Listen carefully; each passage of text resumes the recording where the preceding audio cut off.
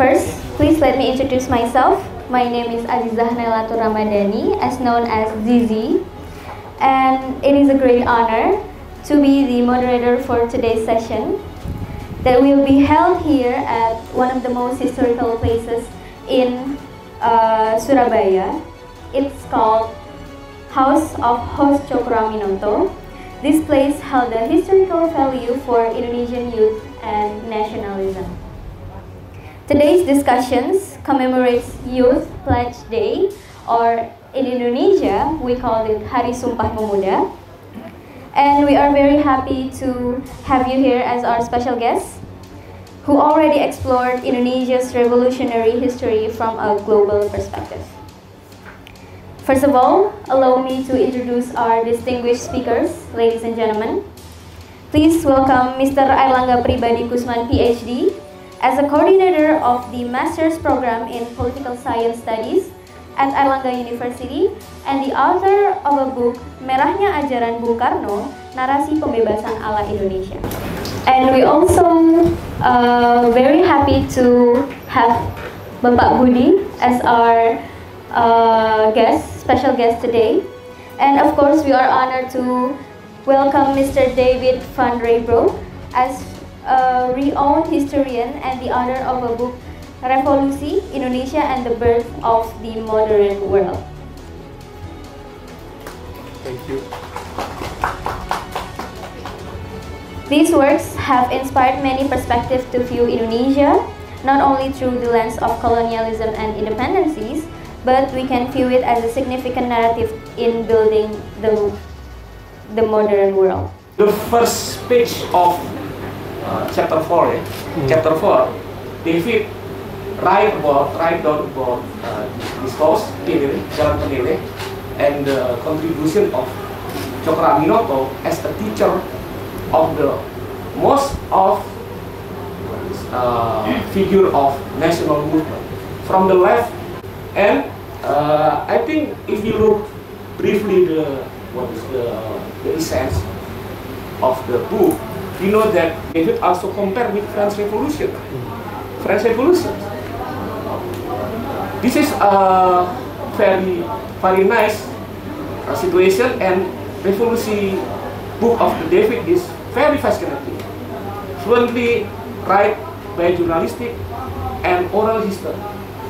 But I have a little bit question about your book. I have a few disturbance that I will keep the question until David explains about the book.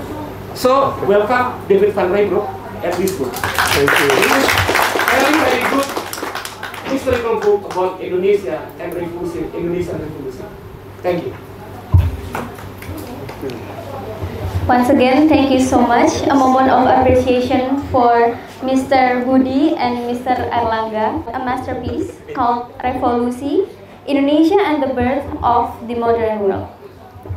This book revisits Indonesia's path to independence, not merely as a local event, but as a global turning point that shapes society post-World War II. Mr. David van Reybrouck, I have few questions for you to answer. So to start our discussion, I would like to ask you something before we dive into the main topics. Okay, so first of all, is this your first time in Indonesia? It's not my first time in Indonesia, but it is the first time in Surabaya. Okay, give applause everyone. And first time in this house, and first time on Hari Sumpah Pemuda. So everything is perfect today. Wow, very good. Thank you so much. So make yourself comfortable like home. Thank you very much. Welcome to Surabaya, Indonesia, Mr. David. Terima kasih banyak. And I want to know your journey in finding something special in Indonesian revolutionary history. You can tell everyone in this room. Okay, thank you. Thank you very much. Thank you for coming. It's great to be. Thank you for the introduction. I'm anxious waiting for the questions you have. I'm so glad to be in Surabaya finally. because this is the home where so much has started. In 1915. Already before, just a few years before, in Jakarta, you had in Stovia, you had Budiotomo, you had Indische beweging, you had the beginning of public awakening, but it was only the elite. Here in Surabaya is the home of the very first national mass movement. Not just for the elite studying to become a doctor at the Stovia in Jakarta. They were all children of Javanese aristocracy. But here in this house, Cokro Aminoto was the leader of the Sarakat Islam, became the first truly national organization, not just in Surabaya, not just in Eastern Java, not just in Java, but also very important in Sulawesi, in Madura, in Sulawesi, really big. And so that's already one important, this is a starting point. And secondly, and the history of the Revolusi is not the history of men. There are too many men on the pictures here for me. Too many men. If you look at the pictures, you would believe that in Indonesia there are no women, there are only men. But women are extremely important. Yes. And so Cokro Aminoto was important here in this house, but as important was his wife whose picture is just in the sleeping room next door. Because his wife was responsible for the KOS. This was not just the house of Merdeka, it was also the tempat tidur for young students. And so students came along. And they got a nice room upstairs and good food from Ibu Cokro Aminoto. And it was the combination of Cokro Aminoto and Ibu Cokro that made for an interesting environment.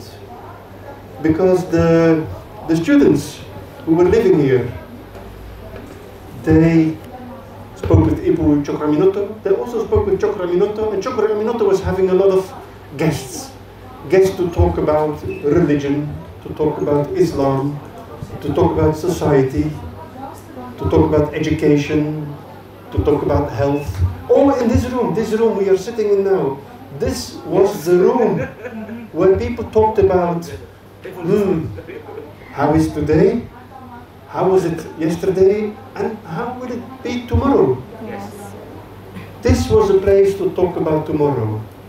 And you have to imagine, people are sitting on the floor just like today, eating some nasi goreng or some gado-gado, and Cokro Aminoto is talking to people about maybe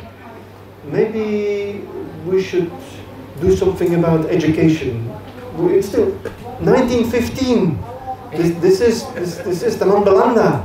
This is strong Dutch colonialism still. And they're talking.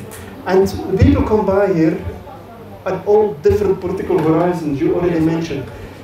Because from the 1910s, the dream for Merdeka came about from this room. And some said we can only be free if Indonesia is Islamic, and Islamic only. And this was the opinion of Kartosuwirjo. This picture is somewhere on the wall here as well. It's in the other room. And other people say no.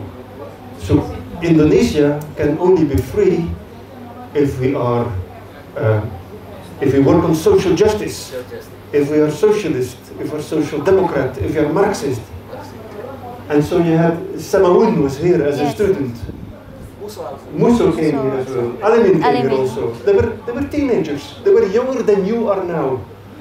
But they came here and they were thinking about politics. And the ideas were still vague, but the dream was very clear. And then 1915, a boy arrives here, a young boy, who is very shy, and he has big eyes, almost looking surprised to the world, big eyes. And his mother is Balinese, and his father is Javanese, he's a teacher. And he comes here, very shy, and he sees these lively discussions here about yesterday, today, tomorrow. And he's eating his nasi goreng quietly. And he's seeing that Cokraminoto, Pak Cok, as they call them, he had something incredible. He had charisma. He knew how to speak. He could speak to very smart people, very clever people. He could speak to hajis, he could speak to kiais, he could speak to pesantren people, but he also could speak to the tanis. Yes. Here in Eastern Java. He could go out to the village and people are working in the sawah and he could speak to them about their lives. And all of a sudden, Cokraminoto becomes the leader, the first national leader of this country. Sarakat Islam already existed. It began in Solo. Surakarta was the beginning. Yes, It was an organization of batik makers originally. Small organization, small, perhaps 1,000 members. But here, from Surabaya, from this room, it became an organization that had 2 million members. 2 million members at a given point. That's more than people live in my city of Brussels. that's two, more than? Yeah, a lot of people became members. Because Cokraminoto understood that, well, the Belanda are here for such a long time.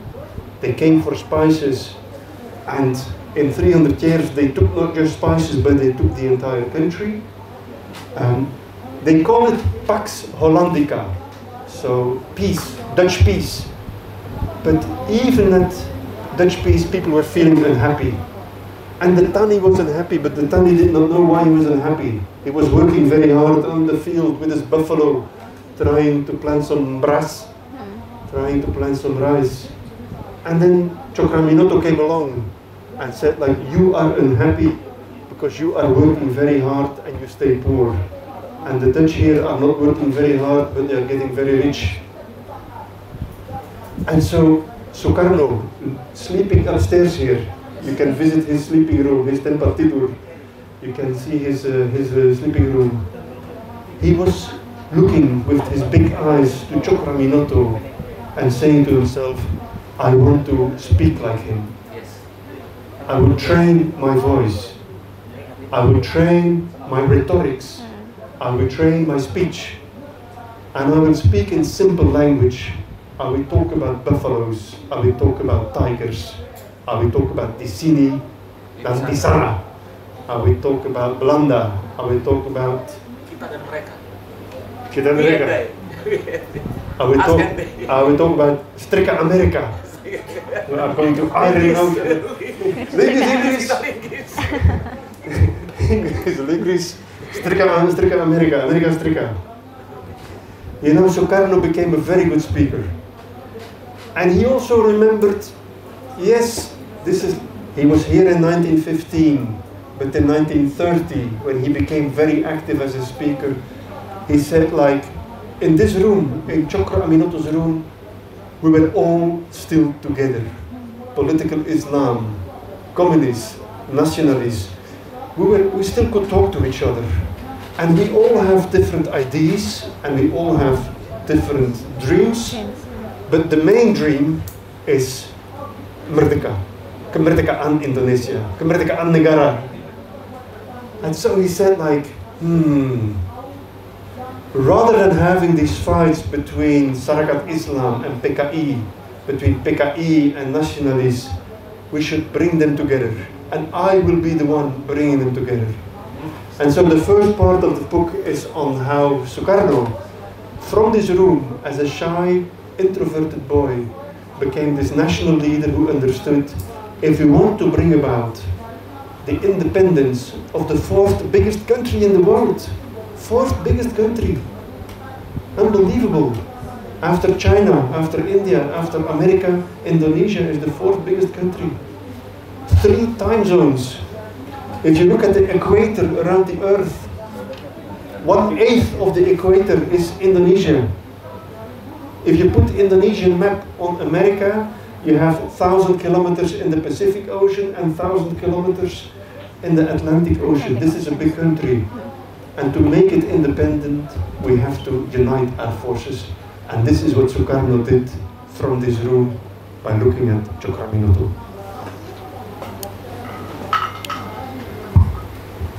Wow. that was a very long journey to understand Indonesia's revolutionary history. It is very impressive then, and I would like to appreciate because you are one of the people that learning Indonesian history from a global perspective. So Yes. it is very good to know that. Thank you. And actually, I saw an article that discuss about your book Revolusi, and so far from my understanding, the article conclude that you have been recast the history of the Indonesian revolutionary history through many things, such as interview and deep research and so on and so on. Yeah. So what does inspire you to write this masterpiece called Revolusi? Okay. Well, I thought it important not only to look at the big people, not only to look at Sukarno or Hatta or Cokroaminoto or Semauno. You have many big figures in Indonesian history. But I wanted to understand how it was for orang biasa, normal people, the tani on the countryside in central Java, or the woman drying copra on the Togian Islands in Sulawesi. I wanted to know how the Revolusi and how the whole colonial history and the Japanese time, how it was. And so what I did was what you are doing with me now, interviewing. I really like to sit down and listen to orang tua biasa. But orang biasa very often are orang luar biasa because they have so many stories to tell. And sometimes they even can speak Dutch. There's one man who is learning Dutch here with Duolingo, which is very impressive. I congratulate him. He is already the biggest success story on Duolingo, I believe. I learned some Indonesian. I went to Yogyakarta to a language school called Alam Bahasa. And my first interview was with a Tani on the countryside near Klaten, near Prambanan. And I entered and I said, "Selamat siang." And I said, oh, no Bahasa Indonesia. I only speak Middle Javanese and Lower Javanese. This was not very motivating for my study of the Indonesian language. Eventually, I had to do interviews in more than 20 different languages. Wow. I speak 7 languages myself, but I don't speak 20 different languages. I don't speak Togian, Bahasa Togian, very bad in my case, I don't speak it. And so I had to do a lot of interviews and I worked with interpreters, just like you would have been a perfect interpreter on this research project. And I worked together with several interpreters. And traveling, sometimes I started in Jakarta, first in Yogyakarta, then Jakarta. First person I interviewed was an elderly lady, Ibu Siti Aisyah, and she was in a room a home for the elderly. And I brought some cake. I thought, like, this is an old lady, I'm gonna give her something. But she was lying on her bed, very ill. And I said, like, I'm too late, it's not okay. I just give the cake and I go back home. And then, as she was lying on her bed, she started talking about how she, as a girl, 14 years old, young girl, had left Java and went to Kalimantan and joined the Tentara Pelajar. And she worked in the hutan. And she said, like, we were sleeping on the ground, we were drinking water from puddles, we were eating papaya, we didn't have food, only eating papaya fruit and klapper muda. And she said this was the first moment she was laughing. She said, like, I said, were you afraid of the Dutch? No. She said, first I was only there for cooking for the soldiers, cooking for the students. Yeah. But then I also became a nurse, and then I started to carry a gun myself. I was not afraid of the Dutch. We were very afraid of orang hutan. More afraid of orang hutan than orang Belanda. which I thought was very funny. And then she started singing songs of the Revolusi. There was a song about how they were always marching on in the forest. Now this is things you will never find in the Dutch archives. This was a fantastic song, and I wrote it down, and it's in the book with translation. The song of the young fighters. It was really interesting to listen to them. So that was the first interview. It was a very good start. I have to say, I interviewed about 200 people. I don't think one of them is still alive now. I also interviewed people in Japan, because Japan, after the Waktu Belanda, Waktu Japan, and for 3 years the Japanese occupied Indonesia, where they were very important in politicizing the Indonesian youth and in training, in learning them to fight, learning them to make bambu runcing. And so I interviewed old Japanese people as well. They said, oh, we went to Japan, we had been fighting in China, we came to Indonesia, we thought this was going to be a war, but we saw beautiful girls bringing us fruit.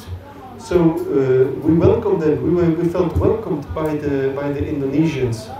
We didn't have to do a lot of fighting. The Dutch were fleeing away very easily. And so that was really, really important. And after the Japanese time, 3.5 years, after the proklamasi, you all know the proklamasi, kami atas nama bangsa Indonesia, you all know the proklamasi. There was a strange period. This was August 45. And the Dutch, there was what you call vacuum of power. It was not clear who was having the power. Yeah, who's in charge? The Japanese were still here. They had just lost the war, but they couldn't do anything. They had lost the war. The Indonesians wanted to take the power, but they were not allowed to. The Dutch wanted to come back, but they did not have any army. And the Dutch here in Indonesia were still in the Japanese camps, suffering. The Indo-Belanda were running around. And then the Dutch said, well, maybe the British should come here. And the British should come here to monitor the situation, to control the situation. And they came here. The very first British who arrived here in Surabaya was on September 19. 4 British people with parachutes and 4 Dutch people with parachutes. That's not a lot of people, 8 persons. And they thought, like, we are going to come here and we are going to take the Belanda out of the camps and we can put them, you know, in safety.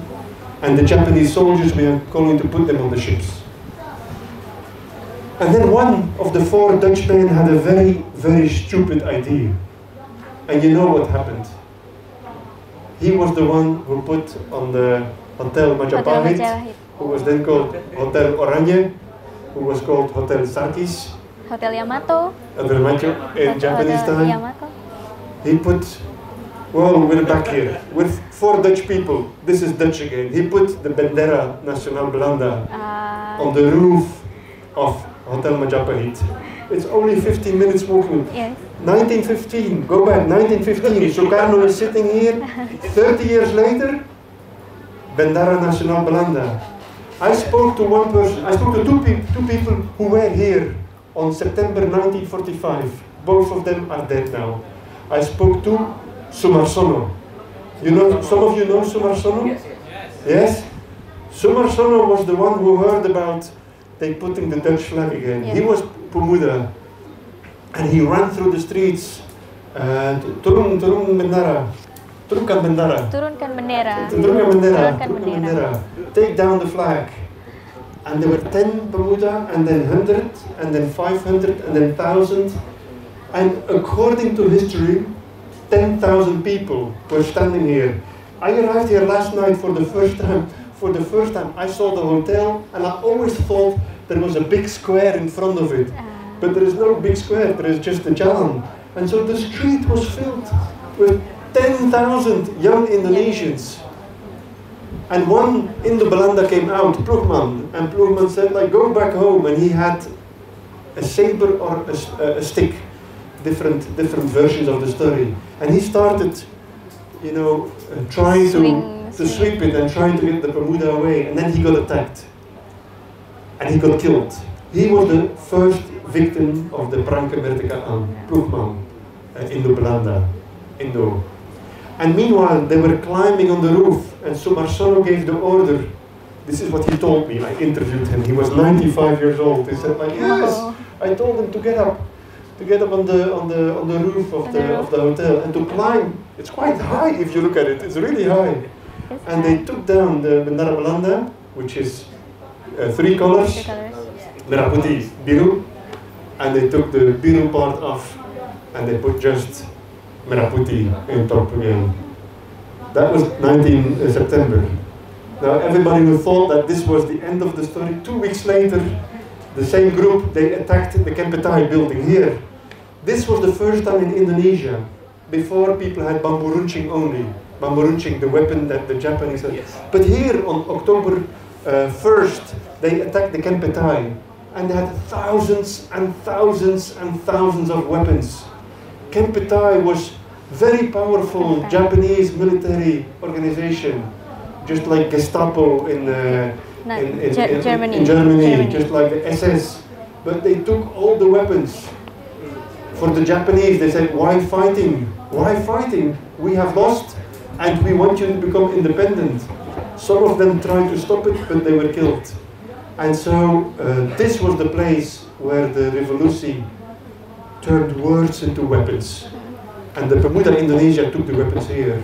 This was October 1st. And then a little bit longer, the British arrived with much more troops, and there was an attack, end of October. And here, the big attack was the beginning of the Battle of Surabaya. Malabi was killed here. And now, at the back, this is the English translation of the book. And I have to read one phrase. This sounds a bit strange because it's a compliment, but it says, this book is a magnificent fusion of oral history, sparkling analysis, and historical wisdom. Revolusi is a masterpiece.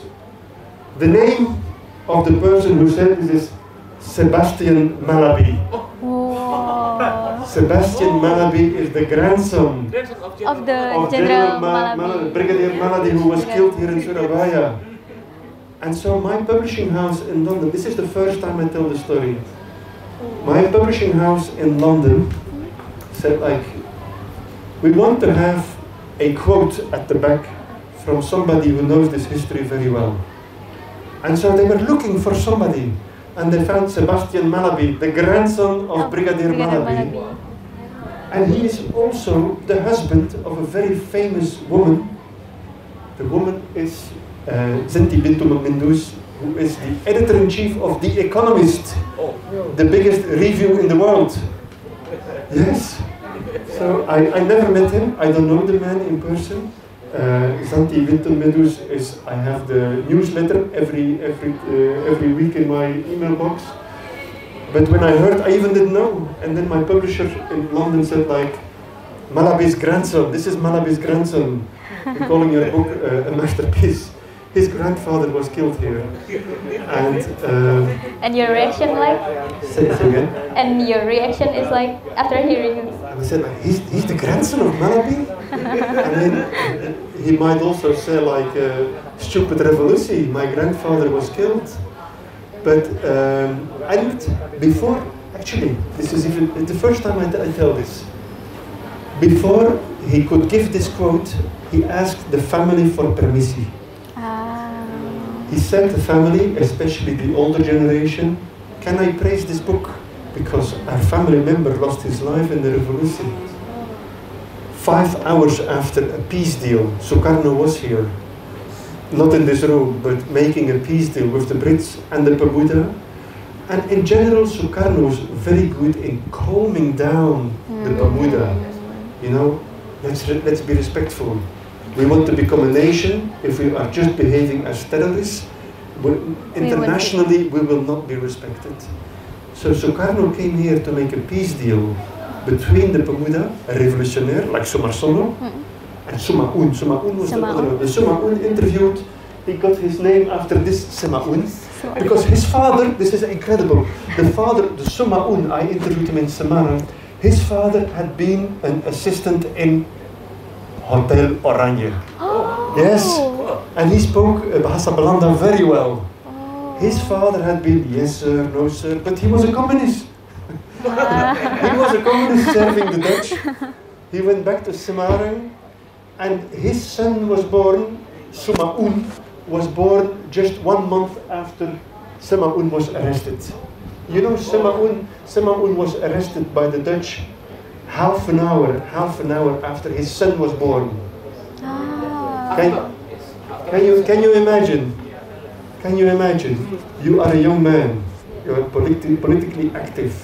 Henk Sneevliet has given him a lot of responsibility. He was only 15 years old when he joined, 14 when he joined Sarakat Islam, and then he became the leader of the railway union, in this spoor, ISDV vereniging. ISDV. Yes. ISDV. And I think he was only 16 or 17 when Sumaun became, and then he became a young father.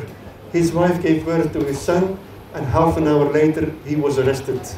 And without process he was sent to the Netherlands. That's very sad. Because that was seen as a punishment, being sent to the Netherlands. And in the Netherlands he met Hatta, he met Sultan Shahrir, he met Musso, etc. This was a very long answer. But so Surabaya was so important because of the house of Cokraminoto, because of the Hotel Oranje, Hotel Sarkis, Hotel Majapahit now. And this is where the biggest battle took place. The Battle of Surabaya was the biggest battle. 15,000 people got killed. I interviewed in Nepal, I interviewed Nepalese Gurkha veterans. Some of them had been fighting here in Surabaya. Surabaya was bad. And for them it was very, he said like, the oldest, he was 100 years old. 100 years old, he said like, he was leaning small village, really small village in the Himalaya, in the mountains. And he was leaning on the ground with a hat on. And he said like, I didn't understand. I was a young Asian, they were young Asians. Why did I have to kill young Asians? And they said, sama-sama. And they said, terima kasih. And it means, you know what terima kasih means. It's, so this old Nepalese man said like, I had to kill young Asians as young. For me, in my book, I compare it to Balinese cockfighting. The cocks don't have a problem with each other, but other people want them to fight. This is what happened here between the Pemuda Surabaya and the veteran Gurkha from Nepal. Indeed, it is very interesting if we look up to the Indonesian revolutionary history. Yeah, and everybody in this room actually knows that the history of how Indonesian youth ripped up the bendera, the blue section in the bendera of Dutch colonialism. Everybody knows it, eh? Yes. It's also because we have pictures. We have 4 pictures from the event, very famous pictures. And on YouTube, you can find one video of one of the 4 Dutch parachuters. He is dead now, but I think it was done 10 years ago. And he said, yes, I was there when we put up the Dutch flag. Very, very stupid idea. not smart. Yeah, and what's stupid again? Botol? What's the word for stupid in Bahasa Indonesia?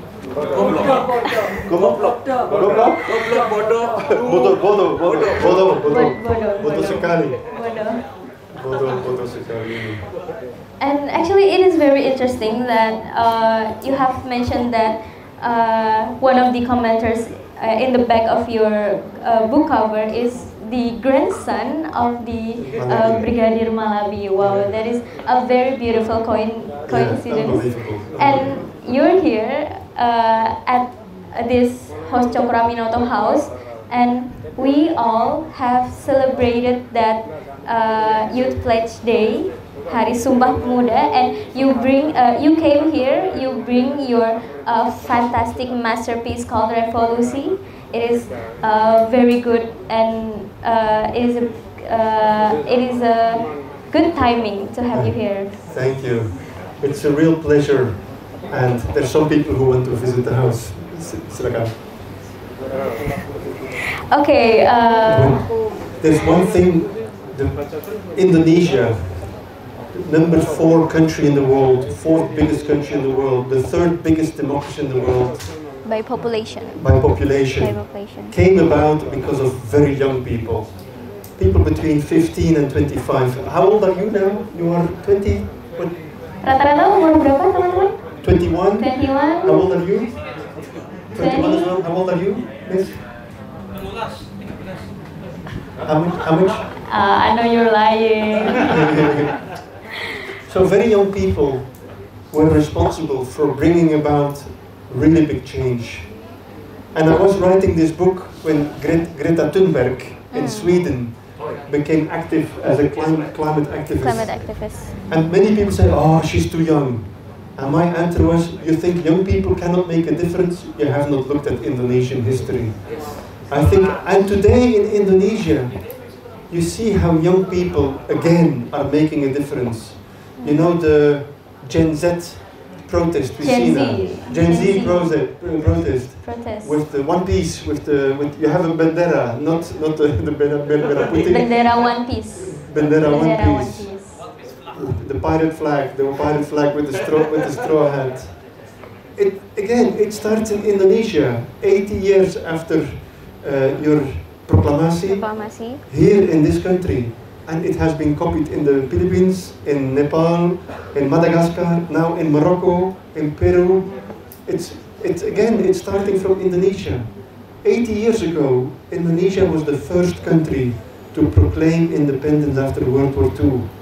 I had to check it 20 times when I was writing my book. Nobody had said this before, but you check, yes. 17 August, only 2 days after the end of the war, this was a proclamation. And this was very important, and with the Bandung conference, 10 years later, the world was looking at Indonesia. Indonesia used to be a very visible, a very confident country, and the world was admiring what was happening in Indonesia. And I fear I have to say, the Suharto dictatorship, the 30 years of the Orde Baru, has made Indonesia smaller, as if the windows were closed. And the world forgot about Indonesia, and Indonesia forgot about the world. But today, with the protest of One Piece, you see again how Indonesia is inspiring other countries. And so the Pemuda of today has a very important role to play. I have 2 wishes. One wish is that Indonesia becomes this sort of beacon for today's world again. A beacon against autocracies and gerontocracies. But also, I have a second wish. I hope this time the Pemuda Indonesia will be much less violent than the Pemuda Revolutionaire. The Pemuda Revolutionaire had to use a lot of brutal violence. Cynical violence, really hard violence. I've spoken to people who have seen atrocities done by Pemuda Indonesia. So celebrate your freedom, yes, and fight for your freedom, yes, but do it in a non-violent way. That's perhaps a message. Yes, indeed. Our ancestors' blood still flows in every veins or in Indonesians' youth. So we still continue to grow, we still continue to learn, and we still continue to speak for who that can speak their own voices. Yeah. That is how beautiful our generation it was. And I haven't been in Indonesia for 9 years. It's the first time in 9 years. I think this generation now is more confident than 10 years ago. And it's maybe because of technology, maybe because this is the TikTok and Instagram generation. When I was here, it was Facebook and Tinder. So I think the political potential. I used Tinder for a research instrument. Did I tell you this? I used Tinder for finding witnesses in Indonesia. It's very. very unusual way of using Tinder. Actually, in Indonesia, Tinder is usually used to find a mate that you can date, actually. It's the world over, it's everywhere the same. Yeah. But I had a very decent picture of myself, and I had a text, saya David, saya Penulis dari Belgia, and I'm more interested in your grandmother and your grandfather than yourself. You have to clarify that you install Tinder for research purposes. Yes, I use Tinder for research purposes. And I'm not looking for someone here. And I think, I'm really sure, I am the most democratic user in the history of Tinder because I accepted everybody. Young, old, female, male, trans, all okay. Nearby or jauh sekali, all okay. I swiped all the and attractive or even more attractive, everything was fine. And at a given point I had 1,000 matches. Wow, 1,000 matches. But I also realized that not everybody is reading the profile text. Most people do not write. Pardon the Indonesians for that. I had to disappoint a lot of young gay men in Jakarta. It's true. But unexpected. In this book, you have a number of very old people whose sons and daughters are very active on Tinder. Same in Japan. I also use Tinder in Japan. I had a number of Japanese. No, there's one Japanese veteran in the book whose granddaughter was on Tinder and very conservative. Because first I had to go and do a Japanese tea ceremony. You know Japanese tea ceremony? Yes, you have to rotate the glass for like 90 degrees or something like that. And it takes 20 minutes just to change the glass. Yes. And my knees, I had to sit on my knees for an hour and a half. And my knees are still aching from that bit of research. Pegal. Indonesian, we call it pegal. Pegal? Yes. If you think Tinder is for excitement, look at my knees. Wow, okay guys, the journey behind this Revolusi book, it is very, very long and very, very inspiring. And now I want to move on to the next question, if that's okay. So let's try to understand this conversation or these topics in a wider perspective, or in a global perspective to be exact. So we all know that after World War II, the world is having an unstable conditions, where we can see many nations is trying to, I don't know what you say, escape from its colonizer. Yeah, escape from its colonizer by organizing a revolutions. Yes. So as like Indonesia. And we all know, we all here in this room, we all want to know that what kind of contribution that Indonesia's revolutionary history bring to the world. Yes. So, you want me to talk about the global impact? Yes. Yeah. Yes. This is for me was the big discovery of my book, and that's why the subtitle is now Indonesia, Revolusi. Also in English, I'm helping to spread Bahasa Indonesia, Revolusi, and all the translations, the title is Revolusi, the Indonesian word. But the subtitle is also important, Indonesia dan lahirnya dunia modern. Dunia modern. So Indonesia and the birth of the modern world, because this is where decolonization began. And I think the decolonization is one of the big events. Is there a problem with the microphone? No? Okay. I think the decolonization movement is one of the most important events in 20th century history. In 1945, more than half of the world was still colonies. In 1965, the whole world, for the first time ever, was a mosaic of countries. So colonies were turned into countries in a very short period of time. And this was thanks to the Revolusi Kemerdekaan Indonesia. It was also thanks to the Bandung Conference in 1955. But also before, even if you look, for instance, in this house, you see pictures of Cokraminoto with Blankong, very Javanese, and then he becomes Haji and comes back with the Kopia. So you see how international contexts are very important.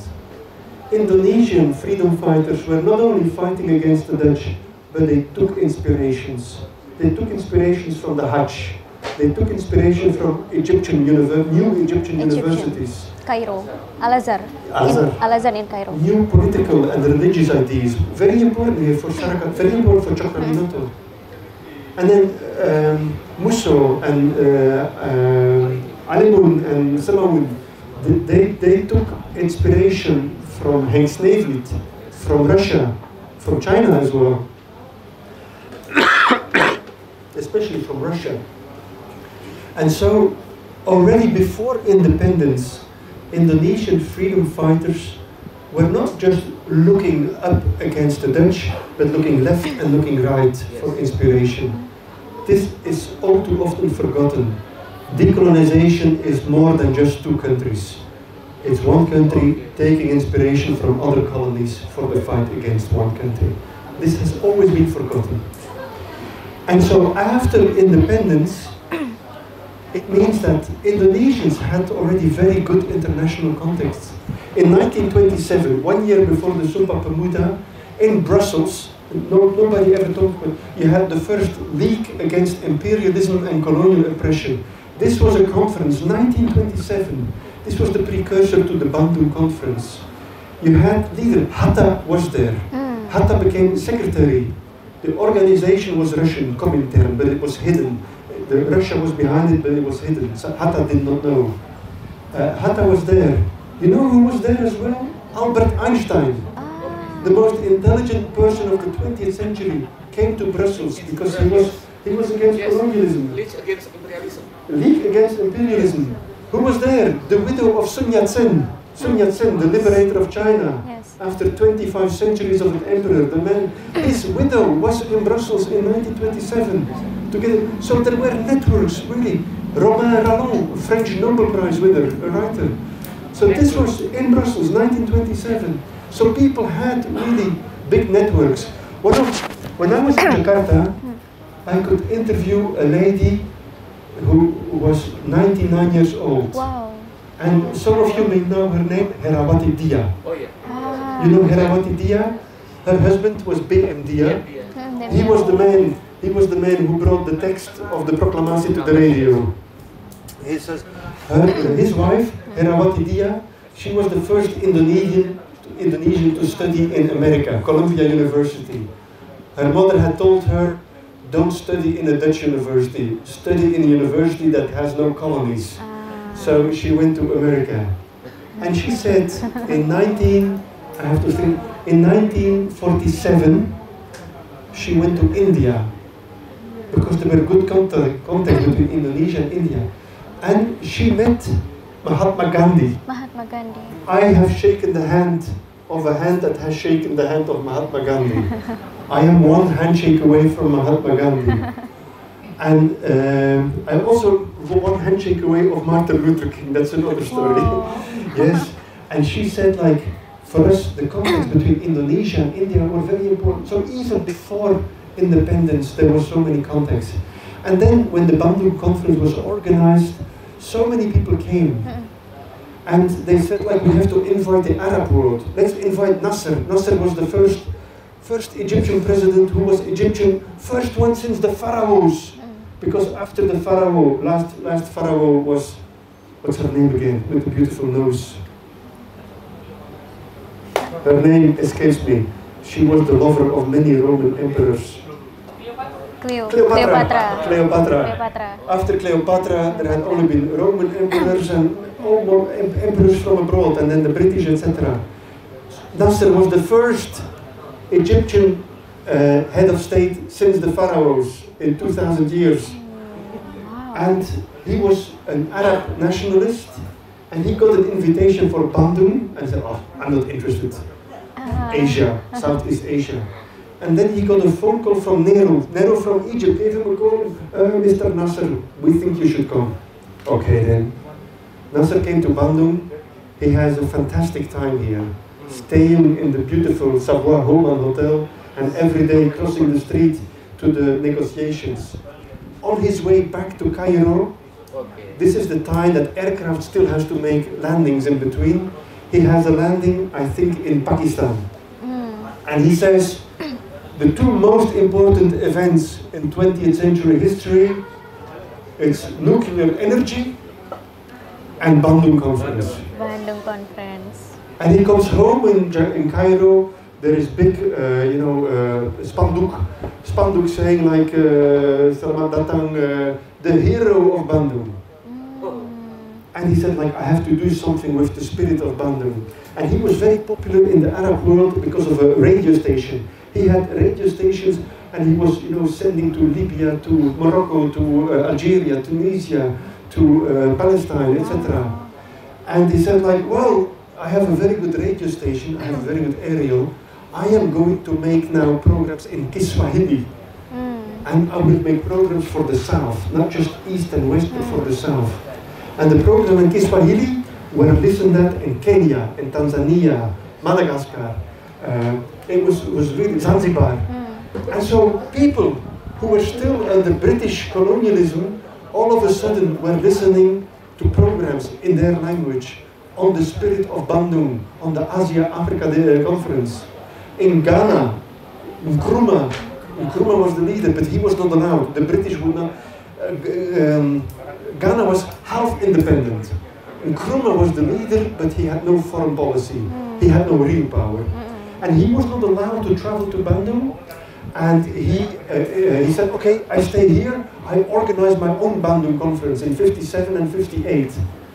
One of the participants in 58 is a young man from Congo, a bit shy. He had written a book praising Belgium, praising the Belgian king. He had met the Belgian king. Thank you so much. He was dressing like the Belgian king, in a three-piece suit. I've been to his village. In his village, they said like, yes, he always said that he was going to be a white man. And the girls had to sing songs for him. This man from Congo went to Accra, went to the conference inspired by Bandung, and the man came back, and on the airport in Congo, he started to speak. His name was Patrice Lumumba. Lumumba became the most important politician in Congolese history. Nelson Mandela was admiring. In America, people like Malcolm X and people like Martin Luther King were full of admiration. Bandung Conference is April 1955. Montgomery bus boycott. Montgomery bus boycott was December 1955. In Rosa Parks. Rosa Parks was not just one girl sitting in the bus.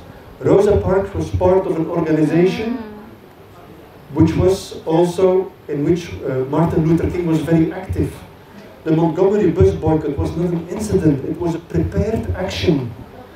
And they were saying like, we are not going to use buses anymore, we will do our own transport. It was an organization inspired. Martin Luther King, I have a speech in my book, I quote a speech from Martin Luther King, where he was saying like, and the Indonesians go so much faster, they go at lightning speed.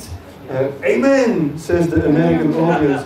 And we are going so slow. Amen. Amen. People were saying like, we need to have a Bandung conference, this time in the Bronx, in New York. So there was, everybody was looking. The Black Panthers in America were looking. And then Latin America, different history. They were free from colonialism already 150 years, but now they were experiencing American imperialism. So people like Che Guevara. And people like in Cuba. Fidel Castro. Exactly. They were also referring, And they turned the Asia-Africa conference in Asia, Africa, Latin America.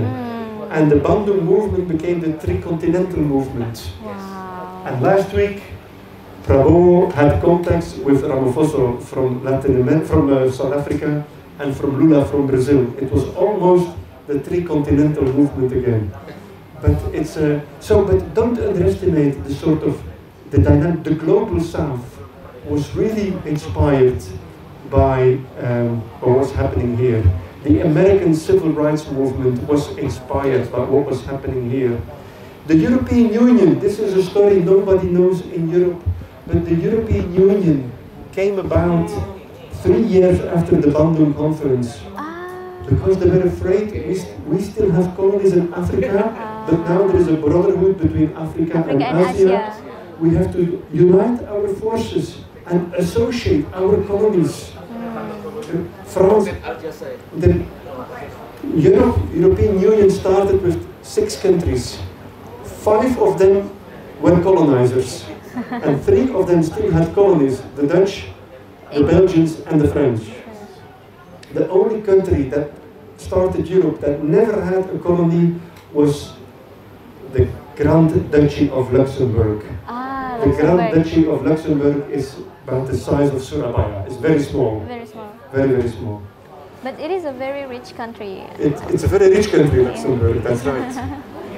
And actually, so every continent was touched by the spirit of Bandung. Asia, Africa, Latin America, North America, Europa. And it's only now I've made, it's not a mistake, I've been thinking about something. One continent I forgot, Antarctica. Antarctica. Nobody is living there. But the global treaty for Antarctica was signed, I think, in 58 or 59. Nobody has ever done, and it said it's a global treaty, but you look at the countries that signed, it's all former colonizers and powers.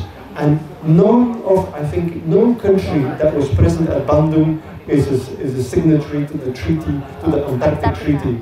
So I think there's research to be done, but I think if Antarctica is protected today, it's also in a reaction to the Bandung Conference. So congratulations for changing the world.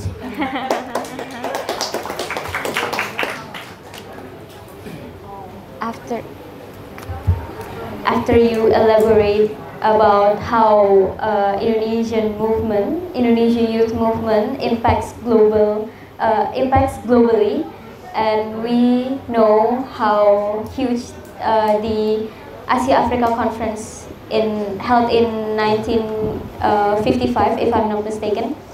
It's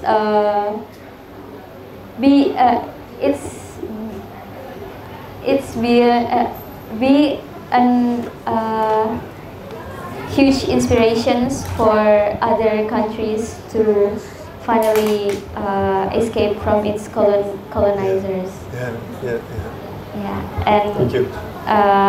Actually, this is my last questions before we give it the session. Before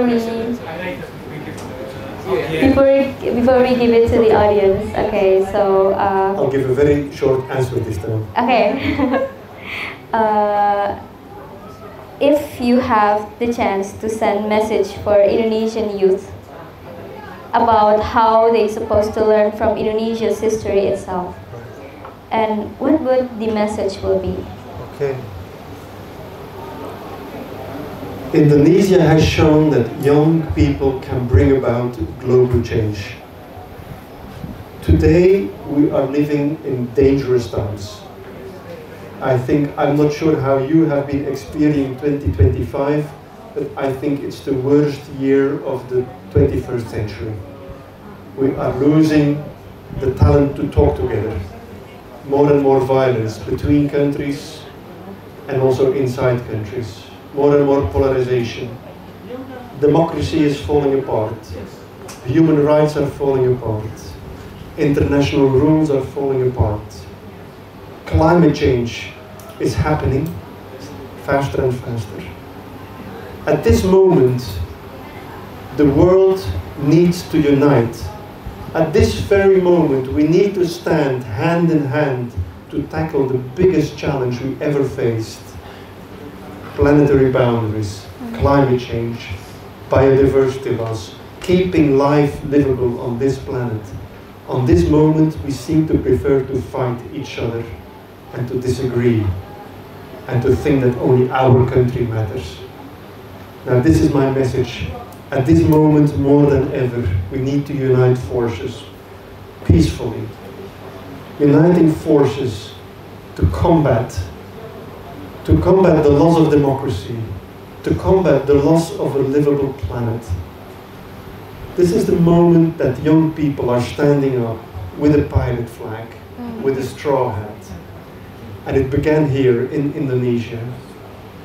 And my message would be, please continue to inspire the globe about peaceful action against those who do not want to save the planet, to those who do not want to save democracy, to those who think that personal prestige is more important than national well-being, to those who believe that the privileges of the elite are more important than the health and the education of young people and the masses.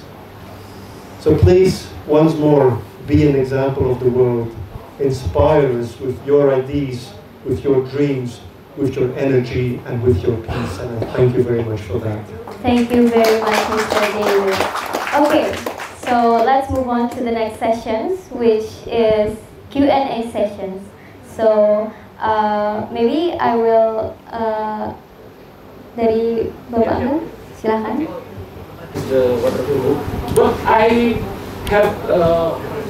have question in the more detail narrative in your book, especially if you look in the page 119, when you compare about Hatta, Sahir, and Sukarno. You say that Hatta and Sahir had a more restrained style than Sukarno. Yes. More restrained. Yeah. More restrained. Lebih kalem. But their idea, they're more radical. Listen about that. Sukarno was primarily anti-colonial, whereas they were also anti-capitalist, Sahir and Hatta. But related to my study in the history of fact, when I read out my book, the fact is reversed. The fact is reversed. When we look the text of Sukarno, in the source of Sukarno, in the source of Sukarno book and speech and text and anything, you know that, making an example of what in the Indonesian accused. This is the defense of Sukarno in the Sukarmiskin. When he refused the trial, he said that my struggle, our struggle, is not about fight against Dutch. This is fight against imperialism. This is fight against capitalism. And all of the thesis is mentioned like here in many texts. Like in the when Sukarno compare the Swadesi in India, Mahatma Gandhi, and Masa Aksi in Indonesia. He used the perspective of modern imperialism, teach by Rosa Luxemburg, Rudolf Hilferding, Lenin, anything, and he constructs the critical of imperialism, critical of capitalism, as the perspective of anti-imperialism and anti-colonialism. But when I read the Sahrir text, he just mentioned Rosa Luxemburg, he mentioned many socialist perspectives, but I cannot the idea how the idea of anti-capitalist became this perspective. So maybe this is a little bit disturbing when I see this paragraph only. And the second is about Sumpah Pemuda. I think, sorry to say, you didn't mention one important figure in the Sumpah Pemuda, W.R. Supratman, yes, the creator of Indonesia Raya. Yeah. Yeah. I learned about Indonesia Raya in beberapa kali. There are many names that are not in the book. Yes, but this is very important, the Indonesia Raya, because one, you mentioned that Indonesia Raya sang in the youth pledge, yes, but maybe you not describe about what the importance of Indonesia Raya, because in Indonesia Raya we look about the alternative perspective of nationalism, different with the European nationalism. Indonesia Raya not describe about the frontier and what border, and not explain about Indonesia is top of the nation like the fascism. But in Indonesia Raya, W.R. Supratman talk about the web of life between land, sea, people, and many things. All of this in Indonesia. So the nationality in Indonesia related to the Indonesia Raya became way of life, became daily life. So I think maybe if you can want to revise it, maybe you can put this in this revision. Yes, that's my. Thank you. Thank you for your questions. I agree actually on every topic. I could write more. I mean, there's so many aspects.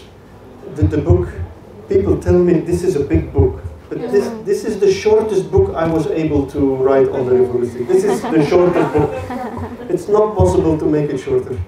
Every aspect could be longer, and I agree that I could have given a more detailed analysis of the text of Indonesia Raya and the composer and the text writer. Is the composer and the text writer the same? Yeah, I think so too, yeah. It's true, it's not in there, I agree. Because he is a jazz musician. Yeah. The first question is an interesting one. Who was the most socialist? Was Sukarno, Hatta, or Shahrir? It's really interesting. I think Shahrir and Hatta had a more theoretical understanding because they were studying in the Netherlands and they were doing they were both doing, Hatta was doing economics, and so they had a profound understanding. Shahrir, I think, was a convinced social democrat because of his contacts with Saltas and Marie Duchateau, and you also see in many of his writings that they were typical social democrats. And in the case of Sukarno, it's interesting what you suggest.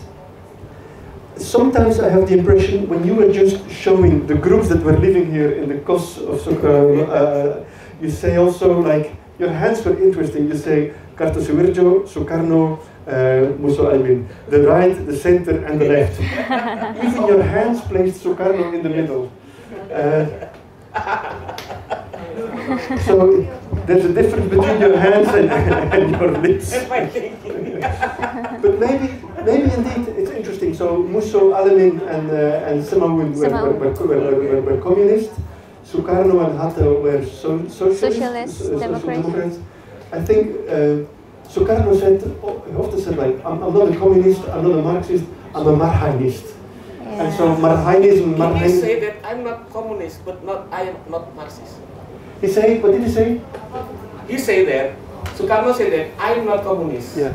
But he was not say that I'm not Marxist. Yeah. Okay. Okay. That's right. Yeah. He said I'm not communist. And so the word he used was Marxism. Sometimes I think for strategic reasons, he avoided to use the word socialist and communist.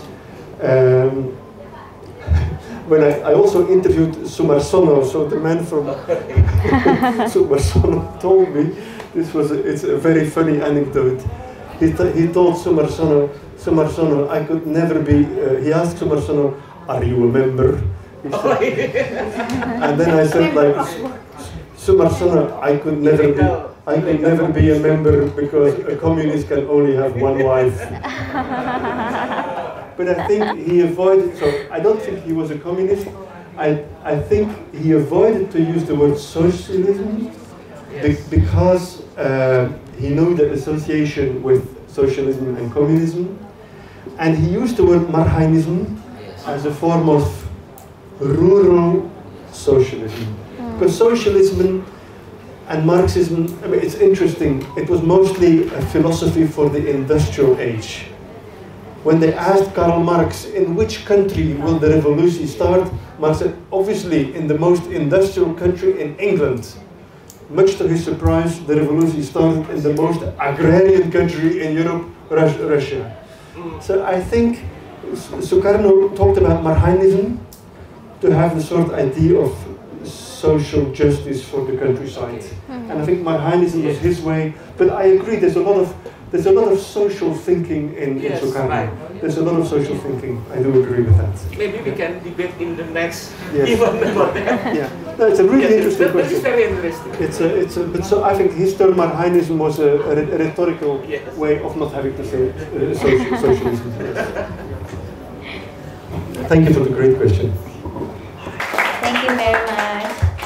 Our gratitude also goes to Mr. Airlangga pribadi and to all of you who join us today in celebrating Hari Sumpah Pemuda through intellectual dialogue and remembrance. May this session remind us that revolutions are not only about changing regimes, but also about renewing commitments to justice, freedom, and solidarity. Thank you very much and have a wonderful afternoon, everybody. Thank you so much. Thank you. Thank you, Susan. Thank you very much. Great job. Terima kasih banyak. Terima kasih banyak.